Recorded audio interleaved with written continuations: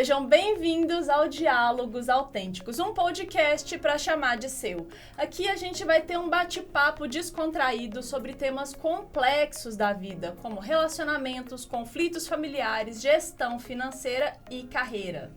Eu sou Laila, advogada especialista no direito das famílias, e você pode me encontrar nas redes sociais com @LailaProcopio. E compondo esse podcast comigo, temos mais 3 especialistas, uma planejadora financeira, psicóloga e uma residente em psiquiatria.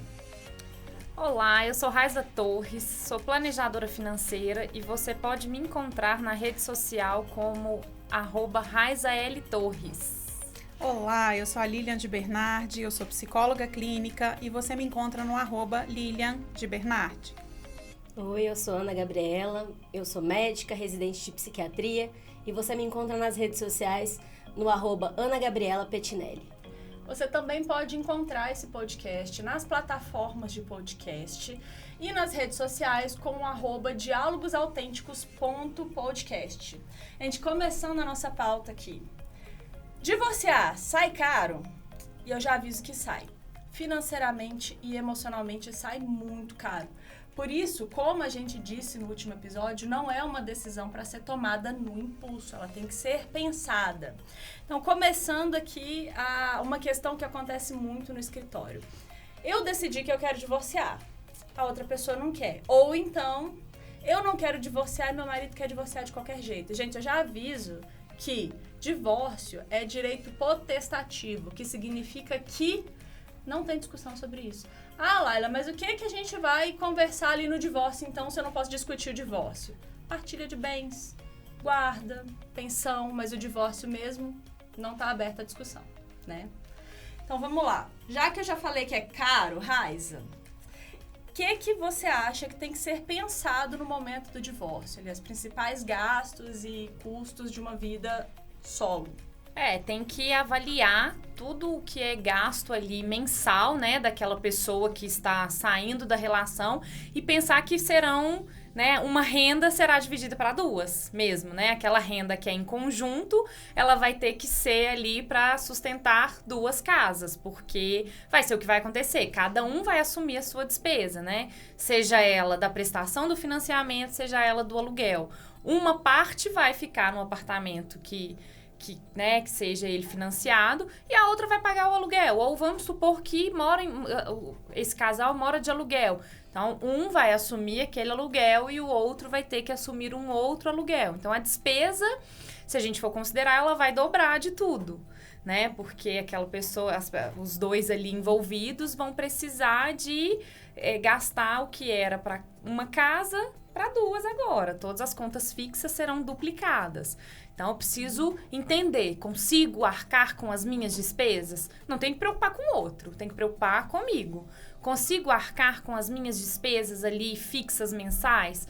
Não sei, tenho medo, o que eu vou fazer? Vamos olhar para as suas finanças, vamos lá, vamos fazer um planejamento aqui, vamos fazer uma organização, né? Porque muitas vezes a gente precisa fazer a organização financeira para depois a gente fazer o planejamento, né? A organização está dentro ali daquele planejamento.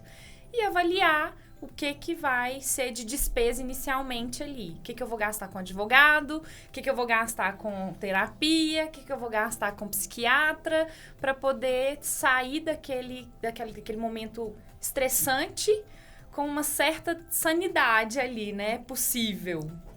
Uma coisa que acontece muito é a outra parte não quer divorciar. Então, vamos lá. A mulher decidiu divorciar, botou na mesa. Vou me separar. O marido não quer. E aí ele começa a fazer alguns jogos financeiros para pressionar essa mulher. Então, ela vai pensar, eu não vou mais pagar o financiamento do nosso apartamento. Não vou, se vira aí, você está no apartamento. Como você acha que essa mulher ela vai conseguir se reestruturar financeiramente sabendo que vai ter que lidar com essa pressão do ex-marido? Eu acho que primeira coisa é a gente alinhar, não é não pagar mais. É um bem que um momento ela vai ter que pagar, porque foi uma compra que os 2 fizeram em conjunto. Então, se ela não pagar agora, quando, vamos supor, vai vender ou o parceiro, né, o companheiro vai comprar a parte dessa pessoa ali naquele imóvel, vai descontar aquilo ali que ela deixou de pagar naquele momento.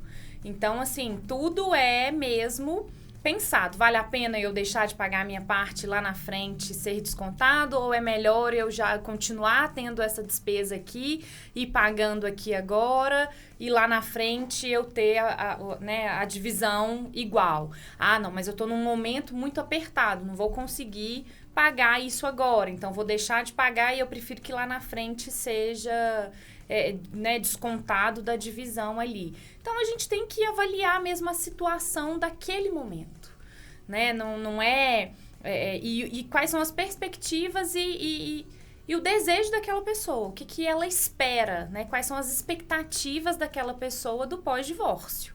Que tudo vai influenciar nas decisões aqui de como que a gente vai fazer essa questão, né? Ah, vou morar no nosso apartamento tá financiado e vou pagar um aluguel pro meu ex-marido, né? Por exemplo, para poder ele não ficar lesado porque ele tá tendo que pagar um aluguel e eu estou no nosso imóvel que está financiado porque nesse momento eu não consigo comprar a parte dele e eu quero me planejar para fazer isso. Então, vamos planejar, vamos ver em quanto tempo que a gente consegue fazer essa compra, porque não é com 2 meses, não é com 5 meses, não é entrando em um outro financiamento que vai resolver o seu problema, porque não vai.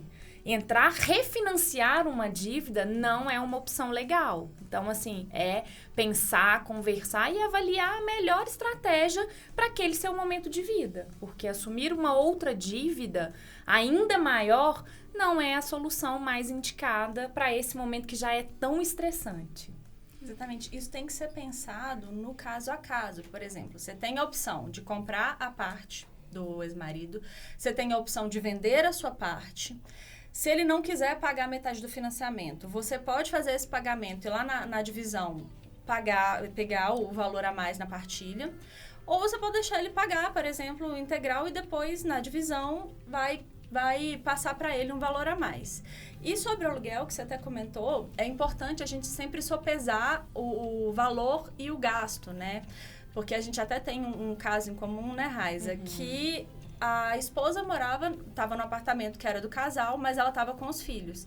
E já tem entendimentos recentes de que, nesse caso, ela não precisaria pagar o aluguel da metade do apartamento. Só que ele provavelmente ia transformar a vida dela no inferno. E a gente conversou e entendeu que o mais interessante seria ela combinar um aluguel com ele. Até pela saúde mental, né, dessa pessoa, para não ter esse dor de cabeça ali da insistência do ex, né? Exatamente. É pensar, eu consigo lidar com essa situação financeiramente, emocionalmente, juridicamente, e aí traçar uma solução. Nesse caso, ela preferiu arcar com o pagamento do aluguel do que lidar com esse conflito, que ela conseguiria evitar. E é uma escolha também. Você não precisa sempre ir para a briga, para o ataque, né? Você pode pensar de forma estratégica. E já que a gente entrou nessa parte emocional, Ana, o que você orientaria para a pessoa que está nessa situação do eu não quero me divorciar e meu parceiro quer, ou eu quero divorciar e ele não quer? Como lidar com isso?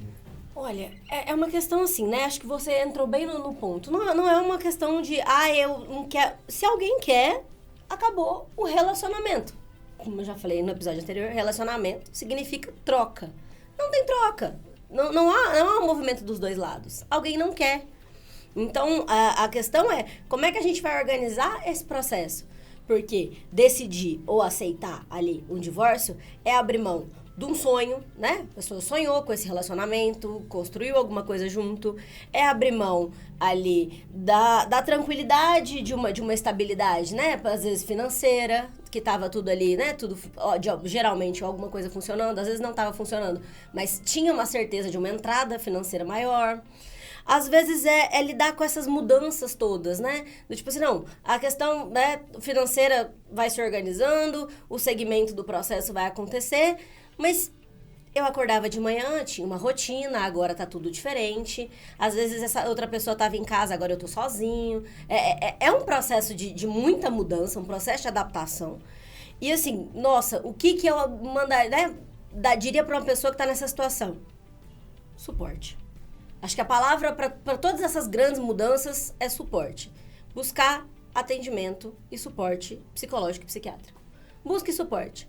Às vezes, você não consegue lidar com aquilo porque você está deprimido e aí as coisas são muito mais difíceis. Às vezes, você não consegue lidar com aquilo porque você não aceitou ainda esse processo. Então, buscar suporte é o principal nesse primeiro momento. E às vezes até, tanto emocional quanto financeiro, se você sabe ali os seus direitos e o que pode acontecer e como se planejar, é mais fácil andar neste caminho. Se você sabe, por exemplo, que daqui a 2 anos você pode comprar a parte do seu parceiro, você entende que você vai ter que passar esses 2 anos e lá você vai conseguir. Se você sabe, por exemplo, que sim, você pode sair de casa e não vai perder os seus direitos, você fica mais segura para sair de casa. Se você entende que relacionamento tem que ser troca e que não vale a pena você ficar presa naquele relacionamento, você toma essa decisão de uma forma mais assertiva, né, Lilian? Sim, com certeza. É isso que a Ana falou, né? O relacionamento é troca.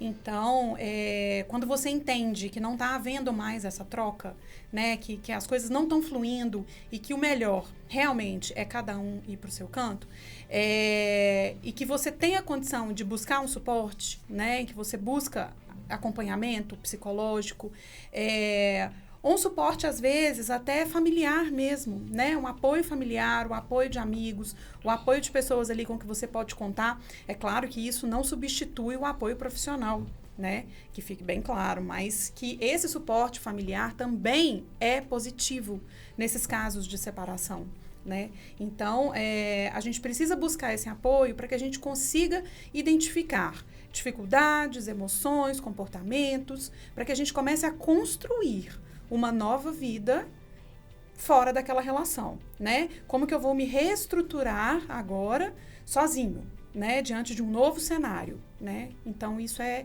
importante, esse apoio, para que a gente consiga começar a construir essa nova vida, né? Que virá após um divórcio. E eu acho que o apoio de família, seja ali do seu primeiro núcleo, né? Pai, mãe, avós, tios, é muito importante. Porque você vê que não é uma aberração, não é uma coisa que está saindo do nada. Teve até uma cliente minha que ela ficou ali um tempão, vários meses, para se divorciar. E ela conseguiu tomar a decisão do divórcio, que quando eu conversei com ela, para mim já era muito óbvio que tinha que acontecer, quando a família deu suporte. Ela me disse que a mãe falou para ela: filha, eu devia ter tomado essa decisão lá atrás, eu nunca me divorciei por causa de vocês, meus filhos. E aí ela conseguiu se sentir acolhida. E é claro que a gente nem sempre vai ter suporte da família. Mas é legal quando a gente consegue ter. A pessoa fica mais forte, mais segura, né? E esse apoio, muitas vezes, é o motivador, né? A pessoa, inclusive, consegue dar o passo porque tem esse suporte. Muitas vezes, as pessoas permanecem casadas porque a cultura dos pais é de não se separar. Então, como que eu vou chegar para os meus pais e dizer que eu vou me separar? Sendo que casamento, para eles, é uma coisa de vida inteira, até que a morte nos separe, né? Então, quando você consegue esse apoio, né, familiar mesmo, desse primeiro núcleo, né, seja de pais, de criadores, de avós e tal, você consegue esse suporte, a pessoa entende que você está ali vivendo, às vezes, numa relação falida, ou triste, ou vivendo abusos. Então, quando a pessoa entende aquilo e te dá um suporte, você tem forças, você tira forças ali, você constrói outros recursos, você elabora de uma outra forma e você consegue sair de uma relação muito mais fortalecida. Exatamente, porque assim, eu acho especialmente nós brasileiros, a gente tem um vínculo muito forte com família, né? Latinos, na verdade. Não é igual na Europa, que a pessoa faz 18 anos e casca fora. Aqui tem o almoço de domingo, tem a avó que sempre vai fazer oração antes do almoço. E a gente acaba esperando essa validação, né? E acaba que eles influenciam muito as nossas decisões e é importante ter esse apoio de amigos também. Eu acho que muitas vezes a mulher, ela consegue ver. E eu falo mulher porque a minha vivência é muito voltada para esse público feminino, mas também se aplica aos homens, tá? Ela consegue ver, quando ela tem a história de amigas, de outras pessoas, que ela não é uma aberração. Por exemplo, se tá ali no divórcio e agora você ainda não consegue sair do casamento, você não consegue alugar outro imóvel, você não tem dinheiro, e aí você vai fazer aqueles combinados, vai continuar morando junto até vocês se estruturarem, especialmente se o relacionamento é saudável, mesmo que não vá seguir como um casamento, né? E a mulher se sente o quê? Fracassada, eu não consegui manter um relacionamento, agora não tenho dinheiro nem para me manter sozinha, como que meus filhos vão ficar, porque... A gente sabe, o divórcio é uma enxurrada de sentimentos. E eu acho que ter essa validação, seja de família, seja de amigos, é importantíssimo. Então, se você tem uma amiga que está passando por divórcio, dê suporte para ela, esteja do lado, escute de forma ativa, escute de forma empática e mostre para ela que ela não é uma aberração, tá? E que você está ali do lado. E eu acho que o importante nessa situação é a pessoa também ter a consciência que, às vezes, né, mais comum é que ela vai ter que dar um passo atrás no que ela tem ali de padrão de vida. Porque muitas vezes a pessoa quer sair dessa relação e manter aquele padrão de vida que ela tinha ali enquanto casado, né? Enquanto casal. E muitas vezes esse padrão vai ter que dar uma diminuída até que as coisas se ajustem, até que as coisas entrem no eixo novamente, para que essa pessoa volte a estar naquele patamar em que ela estava enquanto casada, né? Porque é o que a gente falou, tem muito gasto na questão ali do divórcio, da separação, da divisão de bens, né? Então, estruturar a vida financeira, muitas vezes, é preciso isso, tá? Então, eu vou estruturar, eu quero comprar o imóvel, o nosso imóvel em 2 anos. Então, vamos fazer um contrato, né? Que daqui 2 anos eu vou conseguir comprar e nesses 2 anos eu vou me planejar, vou fazer ali. O que eu posso fazer para não entrar no financiamento? Tem outras formas de ter o valor ali daqui a 2 anos para que eu possa comprar esse imóvel? Sim, tem várias outras formas infinitamente mais baratas do que um financiamento. Então, que vai trazer maiores possibilidades para essa pessoa daqui a 2 anos conseguir, com planejamento, fazer essa compra sem chegar lá na frente e ter a frustração de não conseguir juntar esse valor, não vou conseguir fazer essa compra desse apartamento, o meu sonho acaba aqui. Pois é, e assim, gente, isso pode estar no seu acordo de divórcio, porque, primeiro, divórcio não tem que ser briga. Você pode sentar e decidir como que isso vai acontecer. Então, por exemplo, eu não consigo sair de casa agora. Pode estar, vão se divorciar e seguirão morando juntos na mesma casa até a data tal, quando fulano vai sair. A mulher vai adquirir a parte do homem em 2 anos. E a gente pode especificar, inclusive, as taxas de juros, de financiamento. Então, por exemplo, se dentro de 2 anos chegar na taxa tal, que eu não tenho nem ideia desses valores, Raiza, por exemplo, tá ali 8%, que eu imagino que seja baixo, não é isso? Tá 8%. Ela vai fazer essa compra, mas tá 15%. Então, ela vai ter mais 6 meses para poder se organizar, esperar uma outra taxa. Ou então, é 2 anos. Mas se em 1 ano e meio a taxa tiver em tanto, as condições estiverem nesse valor, ela já vai financiar antes. Ótimo. Gente, o acordo, especialmente quando a gente não tem um relacionamento abusivo, é bom deixar isso claro e pontuar. Relacionamento abusivo, a conversa é diferente, o caminho é outro. Mas você tendo ali uma dissolução que tem algum atrito, mas ainda esteja saudável, acordo é um caminho muito bom, porque você vai gastar menos com o advogado, você vai gastar menos com o judiciário, porque existem custos para você recorrer, para você ajuizar uma ação. Você provavelmente vai gastar menos com imposto, porque você pode organizar ali, dividir certinho, planejar para o futuro, tem como fazer esse planejamento patrimonial. E você vai gastar menos a sua saúde mental também, porque você não vai estar num pé de guerra infinito, que muitas vezes é o que acontece num divórcio litigioso. Sim. E aí já entra, inclusive, essa parte da terapia, do apoio, o suporte com a psiquiatra, que é super importante. E assim, fica claro para todo mundo que divórcio é multifatorial, então você precisa de diversos profissionais. E para além das nossas especialidades aqui, eu acredito que eu vou ser a pessoa que sabe mais, vou pegar todo mundo de surpresa aqui. Quais outros profissionais vocês acreditam que sejam importantes para atuar em um divórcio? Eu acho que fundamental, assim, no caso de mulher, uma consultora de imagem, por exemplo. Porque quando a gente sai, né, quando a pessoa sai de um divórcio, muitas vezes ela tá com a autoestima, assim, destruída, né? E aí a consultoria de imagem pode entrar para poder trazer ali aquela autoestima de novo, mostrar para a pessoa que ela pode ficar bem ali com uma boa aparência, com uma, né, assim, vestindo-se bem, se sentindo bem, que isso muda o nosso comportamento. Jana, fica aqui o convite, tá? Vem ao nosso podcast.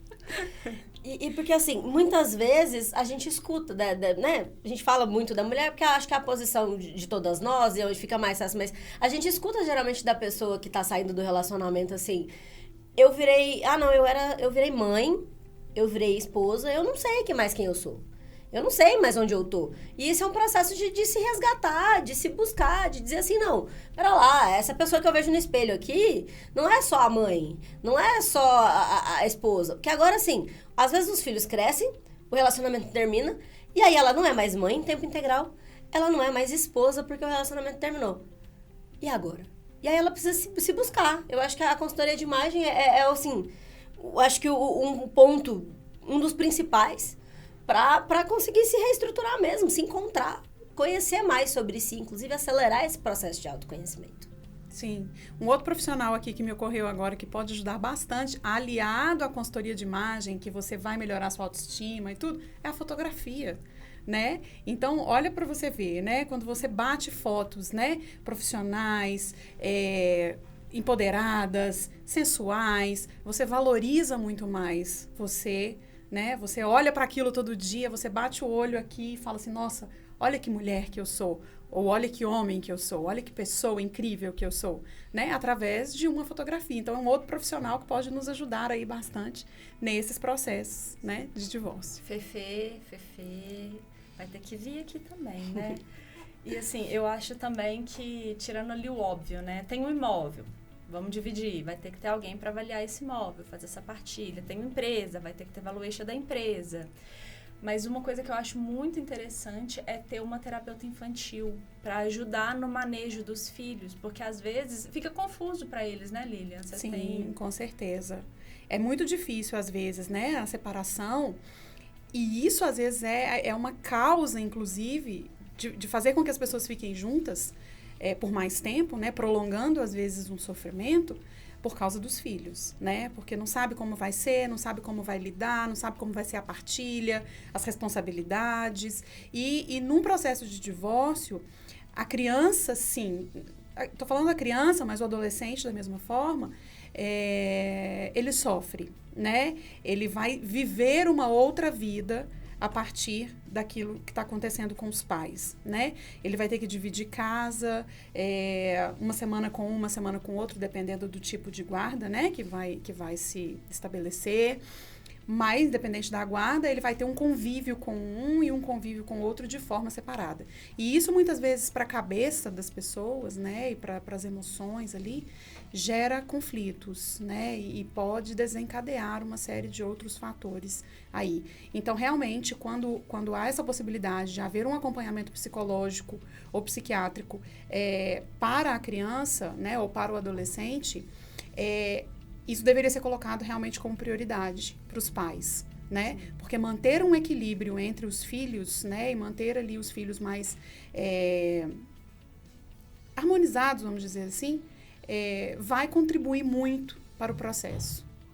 Até porque muitas vezes os filhos viram motivo de barganha. É assim, não, eu vou ficar com a guarda, eu vou pedir a guarda se você não fizer isso ou não fizer aquilo. Isso é uma questão. Os filhos viram muitas vezes motivo de barganha, né? Vira um objeto. Assim, não, vou ficar pra mim. Não, porque eu não vou pagar, porque eu não vou conviver mais com a criança, então eu não vou pagar pensão. Não... Coisas que não são impraticáveis, mas que acontecem. A gente sabe que essas coisas entram em voga. E uma outra questão também é que a gente fala muito, né, de nesse processo ali, a pessoa, a criança, o adolescente, o filho, se ficar deslocado nesse processo. Mas tem que pensar também assim, eu vou deixar de separar, né, tô fazendo terapia e tudo, né, mas eu vou deixar de separar porque eu tenho filho. Pera, que tipo de relação seu filho tá aprendendo que é uma relação adequada, sabe? Que relação ali, né, entre o casal, seu filho tá introjetando que aquilo é amor, que aquilo é cuidado, que aquilo é aceitável. Às vezes a situação é tão complexa, de tanta disputa, tanta briga, tanto problema, que depois, e aí a gente pega às vezes no consultório, Lilian vai ver muito isso também, as pessoas repetindo padrões. E é muito o que você falou agorinha. Ah, minha paciente só separou porque a mãe dela validou. Porque ela estava repetindo um padrão de se sustentar num relacionamento que não era o ideal para ela, que não estava bom, mas eu não posso separar. Minha mãe segurou toda essa barra e não separou, então eu também não posso separar. Tem muito isso, assim, eu preciso dar conta, eu tenho que conseguir. E, gente, eu vou nem citar nomes, mas já teve uma pessoa muito famosa aí que falou por muito tempo: sair do casamento não é uma opção. Não tenham isso na cabeça de vocês. Vocês têm que ficar nos lugares enquanto aquilo fizer sentido. Porque senão você vai entrar num ciclo de sofrimento e você vai passar a sua vida frustrado. Isso não se sustenta, isso não se mantém. Sair não é uma opção, é sim. E de preferência saia bem, antes disso virar uma guerra. E até, só para não perder aqui o que você tinha falado, Ana, outra coisa, não usem seus filhos como instrumento de vingança, porque isso é capaz de gerar um dano que nunca mais vai ser recuperado. E assim, claro que você consegue controlar só a sua parte, não tem como controlar a da outra pessoa. E aí eu já jogo a bola para você, Lilian. Como que a gente pode agir em uma situação onde o meu ex-parceiro, minha ex-parceira está fazendo uma pressão psicológica no filho? Juridicamente tem ali alienação parental dentro do processo, mas vamos lembrar que isso é um processo e a gente precisa cuidar da criança também para fora desse processo. Isso é muito complicado, né? Porque você fazer com que a pessoa entenda e perceba que ela está fazendo um jogo com uma criança, muitas vezes, né? Com um filho, com um terceiro, é muito complicado, né? Então, a pessoa precisa ali de um apoio, né? De um especialista, de alguém que possa ajudar a criança, principalmente, né? A tentar ter esse discernimento do que está acontecendo, porque ali são duas pessoas que ela ama, que ela confia, que são a base ali da criação dela, né? O primeiro laço dela ali de família, de estabilidade, e aquelas duas pessoas, de repente, fazendo um jogo, né? Fala de uma forma um dia, fala de outra forma do outro, tem um tipo de reação, fala mal do pai ou da mãe, enfim. Então, é uma situação muito delicada, muito complicada que a gente enfrenta hoje em dia, infelizmente. E eu acho que a criança estando amparada, né, por um profissional que consiga ajudá-la a discernir e a perceber o que o outro está fazendo com ela, é um grande passo. Claro que à medida do possível, né? Porque às vezes a criança ainda é muito pequena e ainda vai ficar muito nas mãos ali, realmente, dos pais que estão fazendo esse jogo, né? E com os pais, assim, eu acho que eles deveriam fazer também acompanhamentos profissionais, com profissionais, né? Psicólogos e psiquiatras, principalmente, para que eles percebam que isso vai fazer muito mal à criança, ao filho, ao adolescente, enfim, seja lá a faixa etária desse filho, né? Mas que ele possa perceber que a relação dele acabou ou está acabando, não significa que ele precisa colocar a outra pessoa em jogo, né? À medida que ele vai se conhecendo, que ele vai entendendo os seus comportamentos e se responsabilizando pelas suas atitudes, isso vai ficando mais claro e mais simples de ser elaborado. E aí a tendência é que a pessoa tenha comportamentos um pouco mais equilibrados.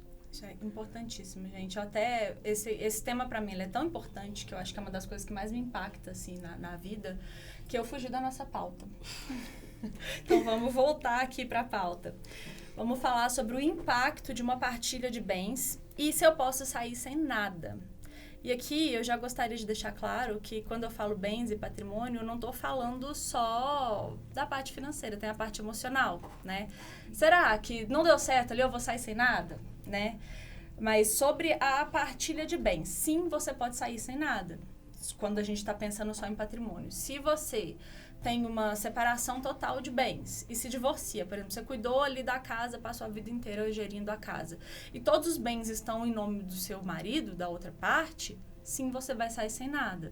E aqui eu friso de novo a importância de ter um pacto antinupcial, porque a gente diz de forma muito superficial, se você vai cuidar da casa, não tem a separação total. Isso é mentira. Você pode só cuidar da casa e ter separação total, desde que você coloque ali uma cláusula de indenização. Então, se separar parte daquele patrimônio, eu vou receber. Ou então, vou receber uma pensão por tanto tempo. Isso tem que ser pensado, justamente por causa desse risco de você sair sem nada. Infelizmente, isso é muito comum. Muito comum. Se tá saindo ali, mas é só, por exemplo, não é um divórcio, é um óbito, não, você provavelmente não vai sair sem nada, salvo se tiver mais de 65 anos, que aí é outro regime de casamento, que é a separação obrigatória, você não vai ser nem herdeira, nem meieira. Mas se for separação total de bens, você recebe a herança dele, você vai ter ali uma parte. Mas até isso, gente, é muito importante fazer o planejamento desse patrimônio, enquanto vocês estão bem. Eu vou casar, senta com o advogado, faz um planejamento patrimonial, faz um planejamento sucessório para você não se ver numa situação de vulnerabilidade financeira lá na frente. Eu fiz um divórcio uma vez que era uma separação obrigatória, que é esse caso da pessoa ter mais de 65 anos. E isso é um absurdo, porque agora mudou, tem decisão recente, mas até dias atrás, a pessoa com mais de 65 anos não podia escolher o regime do casamento. Era separação obrigatória, não comunica nada, e se falecer, você também não é herdeiro. E aí era um caso, eram 2 idosos que era uma união estável, assim, depois de velhinhos, e ele faleceu de um câncer. Ela cuidou dele a vida inteira. E ele faleceu, o filho convenceu ela a sair da casa que eles moravam juntos. E sim, depois do falecimento, a esposa tem direito a continuar morando naquele lar conjugal, mesmo que ela não seja herdeira. E começou a ter uma discussão nesse inventário sobre ela nunca contribuiu, ela não tem direito à meação, porque é uma discussão aberta. E aí a gente tem que falar, não, ela tem direito, na verdade ela tinha aposentadoria, ela tem direito porque a contribuição não é só financeira, ela cuidou dele com câncer, mas é um desgaste que ela não precisava passar. Isso tudo para falar o quê? Planeje sua vida, planeje seu patrimônio, planeje a sucessão. Não deixe de conversar sobre isso. E o melhor momento para você fazer é quando você estiver casando, independente da sua idade. Né, Raiza? E assim, o que você acha que é importante da pessoa pensar para se assegurar no futuro se tiver tanto divórcio quanto falecimento? O que você acha que ela tem que pensar? Por exemplo, uma coisa que eu sempre falo, meu gasto mensal é tanto, quanto que eu preciso para viver? Isso. Exatamente, a gente vai fazer cálculos para lá na frente a gente ter essa condição, né, de arcar com aquela despesa que eu tenho hoje, considerando inflação, considerando o aumento né, do custo de vida ali daquela pessoa, porque ninguém quer trabalhar até o último dia de vida.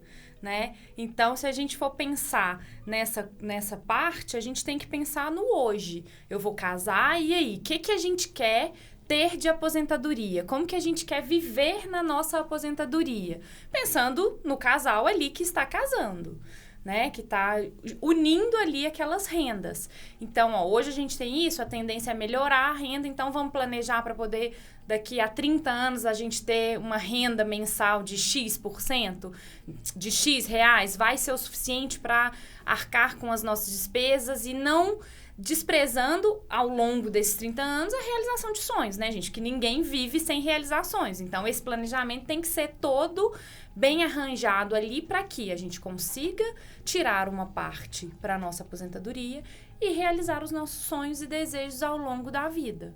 Então, isso é fundamental para a gente fazer esse cálculo certinho, para que as pessoas tenham uma noção do que eu preciso guardar mensalmente, para que lá na frente eu tenha o retorno disso. Então, assim, além de pensar nessas indenizações que podem ter ali no pacto, é importante pensar em como eu posso também gerar para mim isso, né? Com certeza é fundamental. Exatamente. E aí, sim, pensando mais nessa parte do emocional. É uma dificuldade que aparece muito para mim. Mas como que eu vou colocar no meu pacto que eu quero uma indenização? Meu marido, ele não vai querer casar, ele vai achar ruim, o que eu faço? Ou vice-versa, né? A minha esposa vai achar que eu só estou interessada nisso. Como que você orientaria um paciente seu, Ana?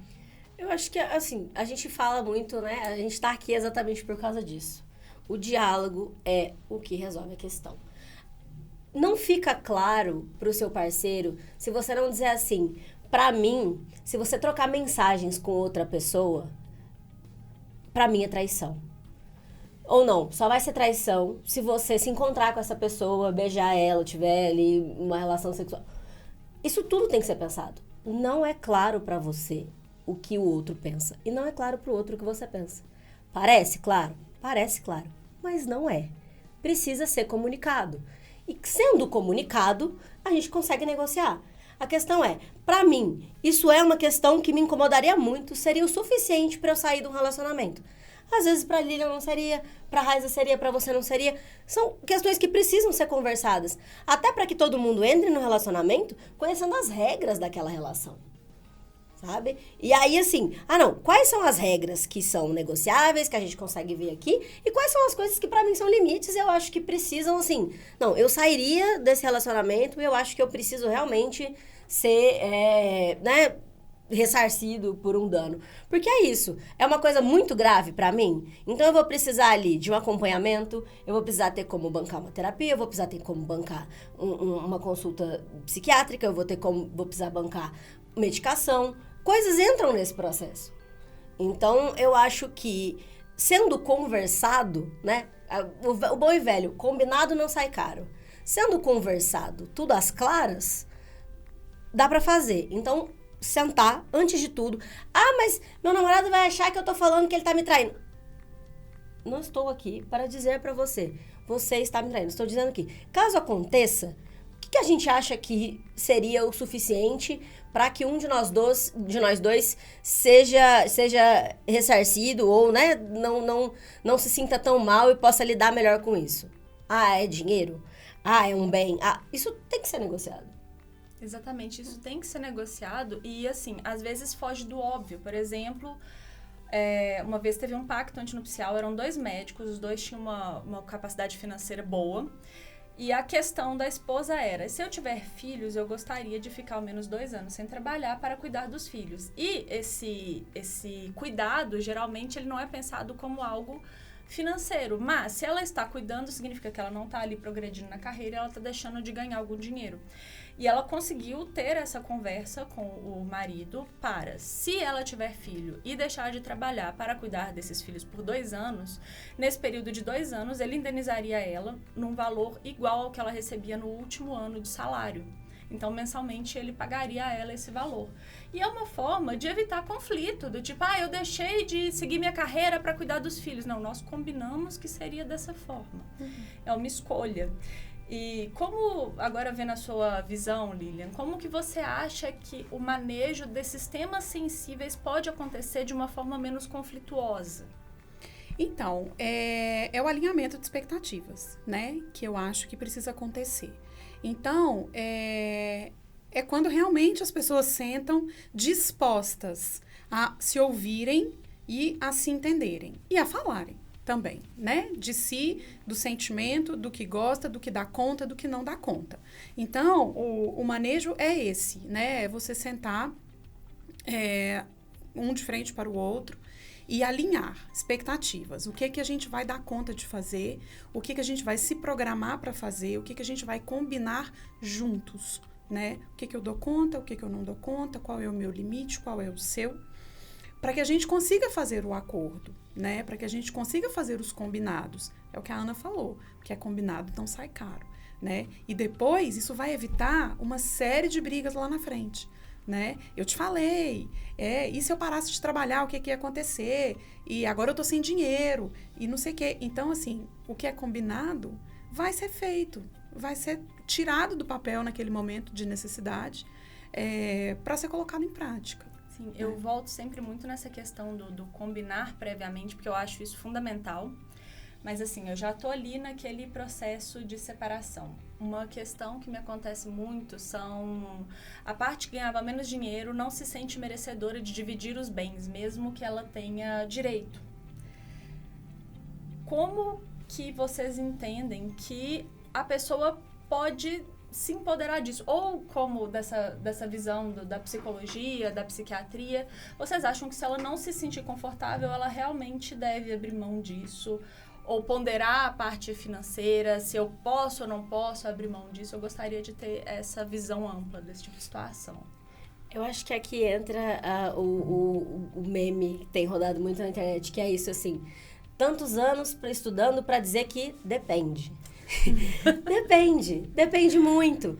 Porque, assim, a pessoa, ela não se sente merecedora, ela acha que ela, né, não precisa disso, mas ela tem uma vida econômica estável, ela tem tudo, ela tem todo o suporte. Se ela abrir mão disso, ela evita ali um conflito e para ela tá tudo bem, ela não precisa de fato daquilo.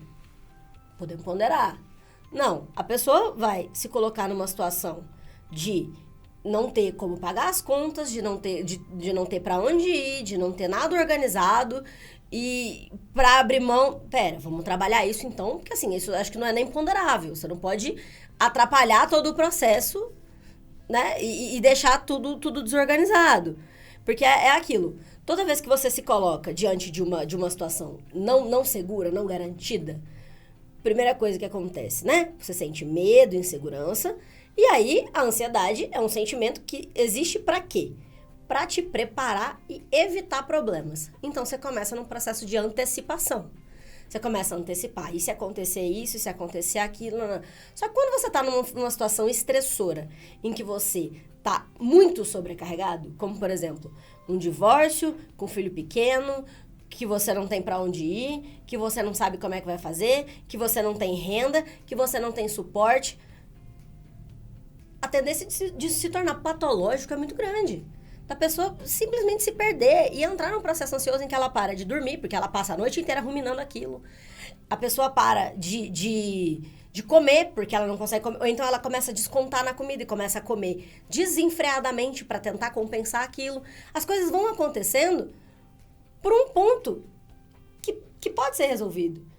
Então, assim, a questão é, vamos sentar e ponderar. E às vezes, quando você não consegue ponderar isso diretamente com o seu parceiro, precisa buscar ajuda. Então, precisa ir para terapia, precisa ir, né, buscar a consulta psiquiátrica, precisa de pedir ajuda. Isso precisa ser feito. Porque a pessoa, no processo de divórcio, ela vai viver um luto, né? Mas, Ana, isso realmente é um luto, mesmo quando a pessoa já está decidida. Partiu de mim, a outra parte aceitou, ela ainda assim vai viver esse processo de luto? Vai por quê? O luto é associado à perda. Ah, mas no momento eu não queria, eu já falei que eu não queria mais, estava ali no meio da briga, não quero mais, eu vou separar. Mas e depois vem a perda aparecendo em outros momentos. É assim, nossa, não vou contar pro fulano, porque agora eu não converso mais com o fulano, porque aconteceu uma coisa no meu dia, não vou mandar mensagem. Nossa, eu tô sozinha em casa, sabe? E aí você começa a viver os sentimentos ali de uma maneira em que você tem que reorganizar esse processo. E aí você começa a sentir falta, e aí você começa a ter tristeza mesmo, e sentimento de perda em relação à pessoa. Mas fui eu que pedi pra separar. Mas isso não quer dizer que você estava pronto para todo esse processo. Às vezes, mesmo quando é conflituoso, não, mas e se a gente tivesse conseguido conversar? Ou às vezes não foi conflituoso, foi tudo bonitinho, não, olha, só não dá mais e tal. Mas, pô, fulano, né, não deu certo, mas fulano era legal comigo, eu tinha suporte, tô acostumada a contar as coisas da minha vida ali, do meu dia. Isso vai aparecer. O luto é isso, né? Assim, não necessariamente você enfrenta um luto por uma perda de uma pessoa, né? Que a gente está muito habituado a falar sobre luto quando se tem uma morte, né? Mas quando você vivencia uma situação de divórcio, por exemplo, independente de ser o seu desejo naquele momento ou não, você vai viver uma gama de emoções, né? Uma gama de mudanças, né? Que podem ser muito abruptas muitas vezes, né? Então, você vivencia, sim, o processo de perda, você vivencia um processo de aceitação, né? Você vai vivenciar ali um processo de amadurecimento, né? Então, você vai passar, sim, por um processo de luto, enquanto você está passando por um processo de divórcio, né? São muitas mudanças, né? Mudança de rotina, mudança de casa, mudança de relação com o dinheiro, né? Como que isso vai ser daqui para frente. Então, é importante... e tem uma outra coisa.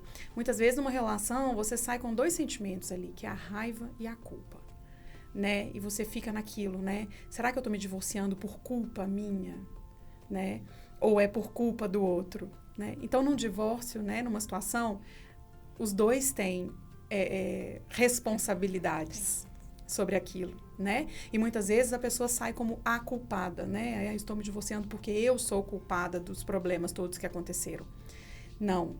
Num divórcio, né? Numa briga, numa situação conflitante, normalmente as duas pessoas têm a sua parcela de responsabilidade ali, né? Mas esse sentimento de culpa e de raiva e de mágoa, muitas vezes gera mais insatisfação, mais problemas, mais angústias, gera quadros patológicos, muitas vezes, né, aí de depressão, de ansiedade, e isso tudo combinado vira um processo de luto gigante.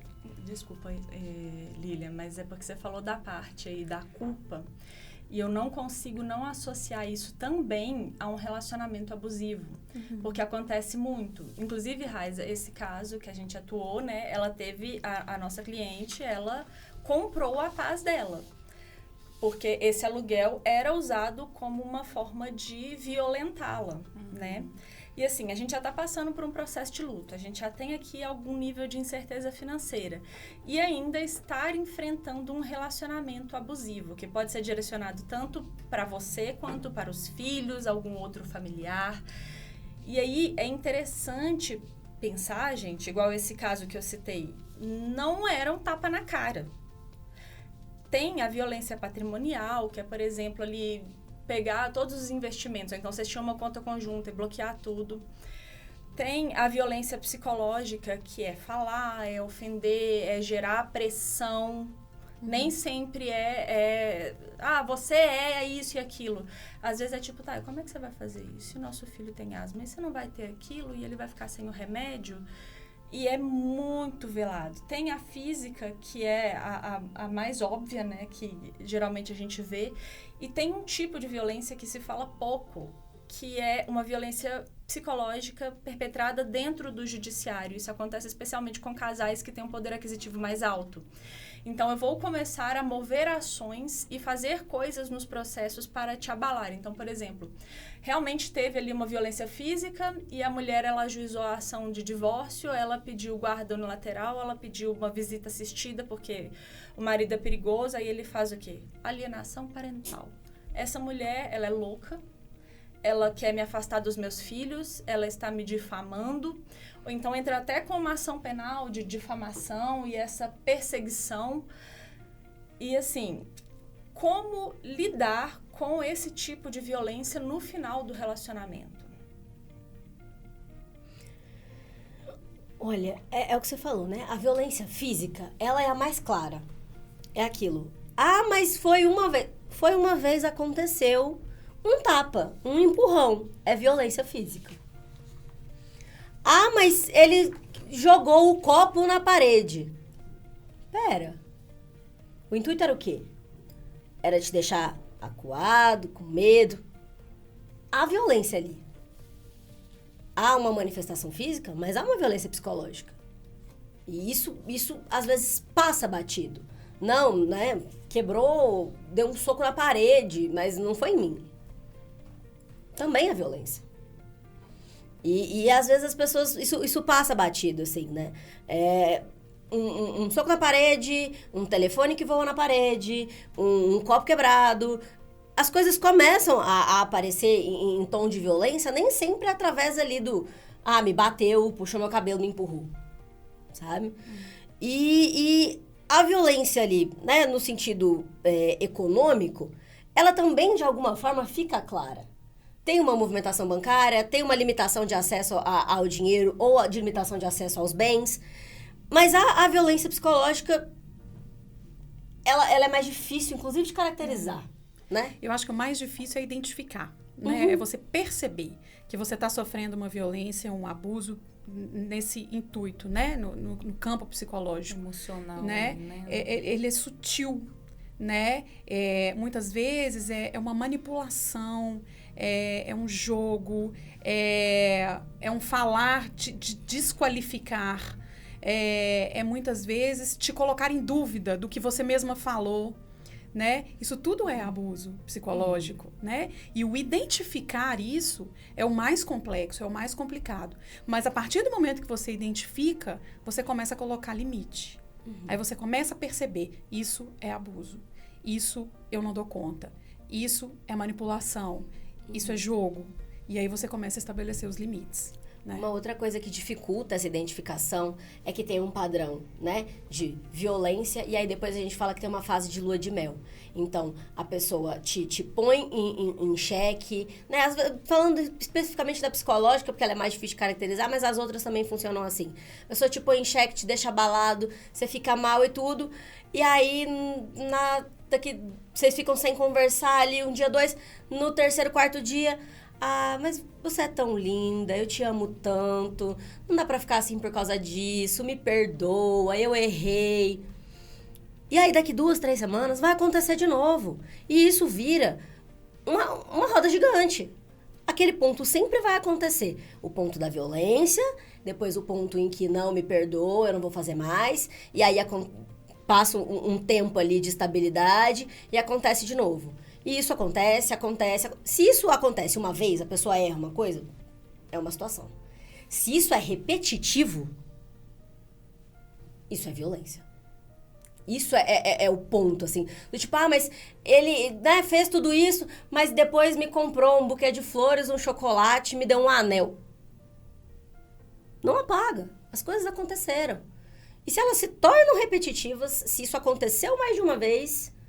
a gente precisa parar e pensar no que está acontecendo. Porque alguma coisa está fora do lugar. E muitas vezes essas discussões começam por uma complicação financeira. Aí depois, para amenizar, vai ter o gasto ali para poder comprar essa pessoa com o buquê, com uma joia, com esse agrado ali. E está relacionado ao de onde veio a briga, que é o descontrole financeiro. Né? Que é o descontrole ali nas finanças da família. E é até bom que você falou isso, Raiza, porque tem aquela frase que fala assim, não construa no terreno da sogra e não tenha conta conjunta. Assim, gente, tudo que é repetido sem pensar é problemático. O que acontece da violência patrimonial? A conta conjunta facilita a observação de um e de outro. Da mesma forma que não é legal ele controlar o seu dinheiro, minha visão de advogada, não acho legal você não saber o tanto que ele ganha, quais são os rendimentos, né? E isso acontece muito, né, Raiza? A mulher tem essa vergonha de... Eu faço muito divórcio, gente, que eu falo assim, e quanto que ele ganha? Porque a gente tem que falar. Não sei, ele nunca deixou ver. E é muito comum, assim, o homem, né, não posso deixar ela saber quanto que eu ganho, porque, gente, é normal as mulheres terem fama de gastadoras e o homem de seguro, de controlado, né? Então, muitas vezes no relacionamento, o homem não fala com a mulher, é um tabu mesmo ali, a discussão financeira do casal. O homem não conta qual que é a renda dele, para a mulher não gastar o dele e o dela. E a mulher também, muitas vezes, não conta para o parceiro qual que é a renda dela para não ser julgada. Pô, mas eu tô gastando o meu e aí tô gastando tudo e não tô contribuindo quanto eu deveria para casa. E se eu falar que eu tô ganhando X, ele vai me cobrar de pagar mais coisas dentro de casa. Não é assim. As coisas precisam ser conversadas, precisam ser bem alinhadas. O financeiro tem que ser administrado ali em conjunto mesmo, especialmente o que é custo familiar, né? O que é ali relacionado do custo da família. Deve sim ser compartilhado e conversado até para as decisões de vamos viajar de férias, vamos, não podemos agora, temos que segurar um pouco, do que ficar aquela coisa, não, vamos, eu tomei a decisão, mas vou só avisar, comunicar o meu marido, porque é eu que decido as coisas aqui, que eu tenho o meu dinheiro. Não, mas espera aí, a gente é um casal, a gente tem que decidir junto aqui essa parte. Exatamente isso, gente. E para encerrar nosso bate-papo aqui, eu gostaria que cada uma desse uma orientação assim bem objetiva dentro da própria área sobre o que fazer durante o divórcio. Eu já decidi, vou me divorciar, como que isso funciona? Acho que primeiro é olhar qual que é a minha renda, o que eu tenho de renda e qual que é o meu custo fixo relacionado aqui na minha casa. Tá, e qual que vai ser o meu custo fixo saindo dessa relação? Eu preciso saber, porque se a minha renda não suportar esse meu custo fixo, eu vou ter que dar, né, um passo para trás, diminuir a minha vida ali, o meu custo de vida, para que eu consiga me manter. Porque senão eu vou ter um problema ainda maior. Vou sair de uma relação, porque está tendo um problema, mas vou criar um outro problema ainda maior, que é talvez se endividando para conseguir me sustentar ali. Então, tem que ter esse cuidado. Também o se fortalecer, né, emocionalmente, né, porque estando fortalecido, se conhecendo suas emoções, conhecendo seus comportamentos, identificando as suas responsabilidades, e como você consegue encontrar recursos internos para poder sair, muitas vezes, né, de uma depressão ou de um problema mais sério, você vai conseguir se reestruturar, né, mais rapidamente, né? Então, buscar ajuda profissional aí no campo emocional seria uma saída muito interessante para quem está vivendo esse processo de divórcio. Acho que não tem outra coisa assim, eu vou mesmo separar. Eu espero que você esteja num processo de autoconhecimento. Senão você não tomou essa decisão. Você foi levado para ela. Para tomar uma decisão, você tem que estar pelo menos num processo de autoconhecimento.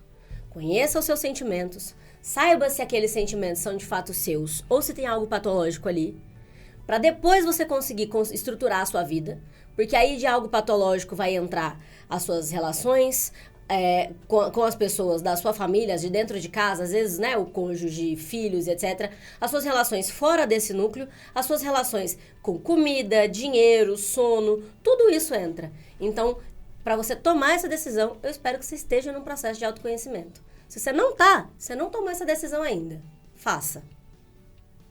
Pois sobre a parte aqui do direito, não tem como você se divorciar sem um advogado.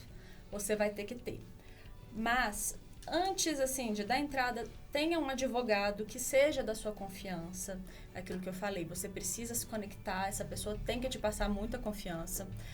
E você vai escolher a forma como esse divórcio vai acontecer. Pode ser um acordo, que aí pode ser judicial, ou pode ser no cartório, tem alguns requisitos aí, ou pode ser litigioso. Às vezes a gente realmente vai ter que enfrentar um processo litigioso. Mas em qualquer uma dessas situações, a gente vai ver o patrimônio, o que vocês têm, o que vai ser dividido, o que não vai ser dividido, os gastos que você vai ter com esse processo. Isso tudo vai ser planilhado, os gastos dos seus filhos, os seus gastos, a gente vai planilhar e traçar essa ação.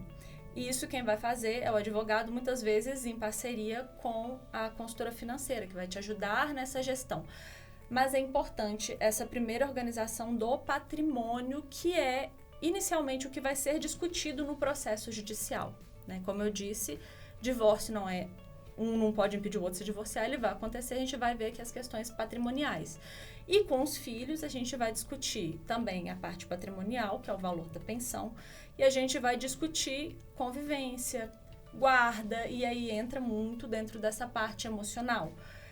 Tem que ver se os filhos vão estar tranquilos, vão estar seguros, se for um relacionamento mais abusivo, se vai ter essa convivência, e isso a gente tem que ver caso a caso no escritório, sentar e traçar esse plano. E aí a gente falou aqui muito de patrimônio, né? E tem o pós-divórcio, que são aquelas relações. Como que essas relações vão ficar pós-divórcio? Isso vai ser um tema para a gente tratar no nosso próximo episódio. Então, lembra de seguir esse podcast para você não perder os próximos episódios. Nós estamos nas plataformas de podcast, o nome é Diálogos Autênticos. Nas redes sociais, vocês nos encontram com o @dialogosautênticos.podcast. Se você quiser aprofundar o atendimento com alguma de nós que estamos aqui nessa mesa, todos os nossos contatos vão estar na descrição do vídeo e eu espero te ver no nosso próximo episódio.